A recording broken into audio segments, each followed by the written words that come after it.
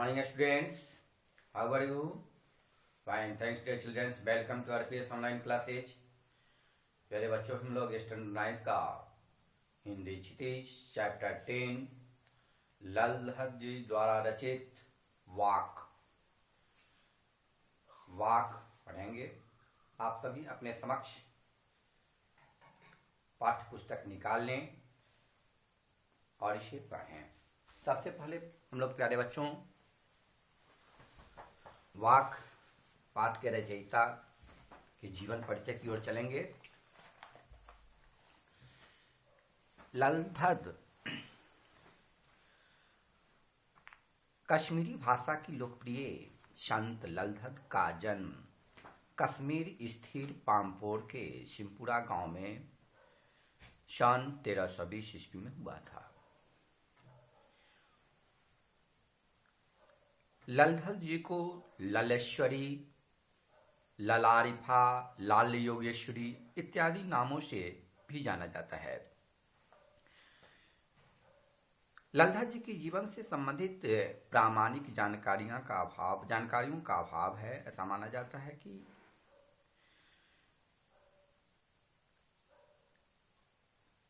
सन 1391 के आसपास इनकी मृत्यु हुई थी। ललधद जी ने जो वाक शैली में काव्य रचना की है, जिस प्रकार हिंदी साहित्य में कबीर व बिहारी के दोहे हैं, तुलसीदास जी की चौपाई है, मीरा के पद हैं, रसखान के सवैये इत्यादि प्रसिद्ध हैं, उसी प्रकार कश्मीरी साहित्य में उनके वाक प्रसिद्ध है। ललधद जी की जो साहित्यिक विशेषताएं हैं, उसमें उसके माध्यम से लोगों को धर्म और जाति की संकीर्णताओं के ऊपर उठने के लिए प्रोत्साहित किया गया है और जीवन से संबंधित भक्ति को अपनाने पर अधिक बल दिया गया है।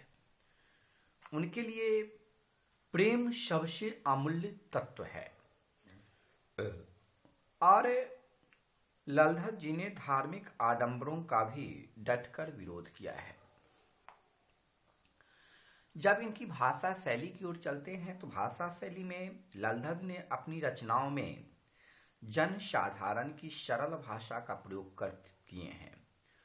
उन्होंने अपनी रचनाओं को तत्कालीन पंडिताओं, ताभाषा संस्कृत और दरबारी फारसी से बचाकर रखा है। परिणाम स्वरूप सैकड़ों सालों से आज भी कश्मीरी जनता की स्मृति और वाणी में उनकी रचनाएं जीवित है। उन्हें आधुनिक कश्मीरी भाषा को महत्वपूर्ण स्तंभ माना जाता है। तो प्यारे बच्चों, जो ये वाक है, वाक कश्मीरी भक्त कवयित्री ललधद के 4 वाक प्रस्तुत किए गए हैं। ये चारों उनके कश्मीरी वाकों का हिंदी रूपांतरण किया गया है।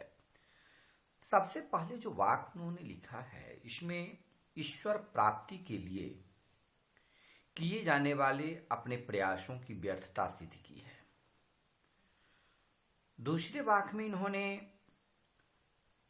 ब्राह्य आडंबरों, ब्राह्यचारों के विरोध करते हुए समभाव यानी समान भाव अंतःकरण से चेतना के विस्तार की चर्चा की है।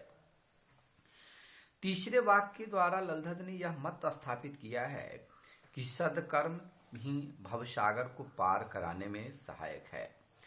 और चौथे वाक्य में उन्होंने भेदभाव विरोध करते हुए ईश्वर का सर्वव्यापकता का बोध करवाया है। उन्होंने आत्मज्ञान को ही सच्चा ज्ञान माना है। आत्मज्ञान ही सबसे बड़ा सच्चा ज्ञान माना जाता है ललधद जी के अनुसार। तो प्यारे बच्चों, अभी हम लोग अब पढ़ेंगे फर्स्ट जो वाक है। रस्सी कच्चे धागे की खींच रही मैं नाव, रस्सी कच्चे धागे की खींच रही मैं नाव, जाने कब सुन मेरी पुकार, करे देव भव सागर पार। पानी टपके कच्छ सकोरे, व्यर्थ प्रयास हो रहे मेरे, जी में उठती रह रह हुक, घर जाने की चाह है घेरे, घर जाने की चाह है घेरे।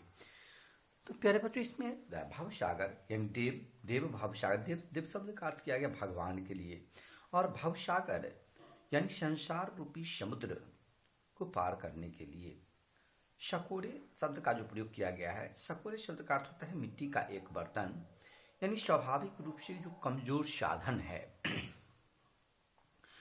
और जो व्यर्थ प्रयास, व्यर्थ माने बेकार, जिसका कोई उपयोग नहीं हो, प्रयास, व्यर्थ प्रयास यानी बेकार का कोशिश करना। हुक शब्द का अर्थ होता है मन की बेचैनी बढ़ जाना, और चाह माने इच्छा, अभिलाषा। तो प्यारे बच्चों, इससे जो रस्सी कच्चे धागे की खींच रही मैं नाव, तो इसमें जो कवयित्री ललधत की रचना है, इसमें इन्होंने सांसारिक नश्वरता से उपजी हताशा व्यक्त करते हुए कह रही हैं कि मानव जो है रस्सी कच्चे धागे की खींच रही मैं नाव, जाने कब सुन मेरी पुकार, कर दे देव भवसागर पार। यानी मानव जीवन रूपी नाव को कवयित्री रस्सी से खींचकर संसार सागर से पार उतर जाना चाहती है, और वह इन नश्वर व कमजोर सहारों के नष्ट हो जाने के भय से अपने देव से करे देव भवसागर पार, यानी अपने देव से भवसागर पार कराने की गुहार लगा रही है, परंतु भगवान न जाने कब उसकी पुकार को सुनेंगे। पानी टप के कच्चे सकोरे। अब कवयित्री भवसागर पार करने के लिए जिन उपकरणों साधनों को अपना रही है वे सभी नश्वर है, कमजोर है, इसलिए कवयित्री अपने सभी प्रयासों को व्यर्थ मानती है। पानी टपके कच्चे सकोरे, व्यर्थ प्रयास हो रहे मेरे, यानी जितने भी प्रयास कर रहे हैं वे सभी प्रयासों को व्यर्थ मानती हैं, और अपने असफल प्रयासों से बेचैन होकर उसके हृदय में अपने घर अर्थात परमधाम जाने की असीम इच्छा जागृत हो रही है। यानी से स्पष्ट होता है कि कवयित्री स्वयं को संसार सागर पार करने में असमर्थ मानते हुए भगवान से प्रार्थना कर रही है कि उसकी नाव पार लगाएं, उनकी कार्य को बेड़ा पार करें, प्रभु से प्रार्थना कर रही हैं। ठीक है प्यारे बच्चों, तो अब हम लोग चलेंगे कुछ शब्दार्थ की ओर। इसमें कुछ शब्दार्थ लिख लें, प्रीवियस क्लास में हम लोग पढ़े ही हैं इसे, अब इसे शब्दार्थ लिख लेंगे। शब्दार्थ की ओर चलेंगे प्यारे बच्चों। आप सभी एक एक वाक्य को पढ़ेंगे, पढ़कर पुनः लिखेंगे, याद करेंगे। देव, पहले बच्चों देव शब्द का अर्थ होता है भगवान। देव शब्द का क्या अर्थ होता है? भगवान। भव सागर पार, भव सागर, भव सागर शब्द का अर्थ होता है संसार रूपी, संसार रूपी समुद्र। ठीक है। और शकोरे, शकोरे शब्द का अर्थ होता है प्यारे बच्चों मिट्टी का एक मिट्टी का एक बर्तन, पात्र जिसको कहते हैं, बर्तन अर्थात स्वाभाविक रूप से कमजोर, स्वाभाविक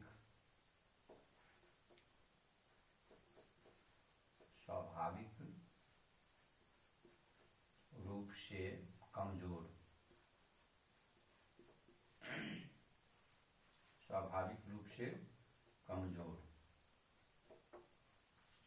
ठीक है। नेक्स्ट देख सकते हैं प्यारे बच्चों व्यर्थ। व्यर्थ शब्द का अर्थ होता है बेकार। व्यर्थ शब्द का क्या अर्थ होता है? बेकार। और हुक जाना, हुक शब्द का अर्थ होता है मन की बेचैनी, मन की बेचैनी, मन की बेचैनी।